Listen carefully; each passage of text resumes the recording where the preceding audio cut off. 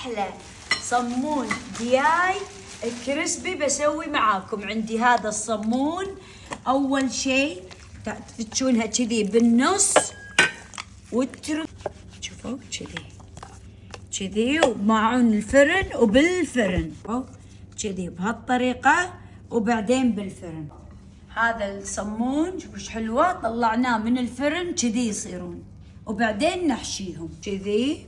اول شيء بالبقسماط كذي، بعدين بالبيض كذي، وبعدين كذي.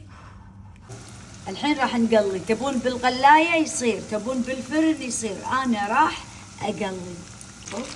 خلاص كذي كافي. الصلصة راح اكتبها لكم، خيار مخلل، بصل، كاتشب، مين. قصيتهم بالنص وتحطون كذي هني داخل الصمون، تحطون شوية من الصلصة الحلوة هذه، قطعة دياي الكريسبي. شوفوا تسمعون الصوت، شوفوا حطيت البطاط وبالفرن، وهذا الشكل النهائي، ومع أجمل لقطة وأحلى وصفة. دي صمونة مقرمشة والدياي مقرمش وشي ينن، وهذا البطاط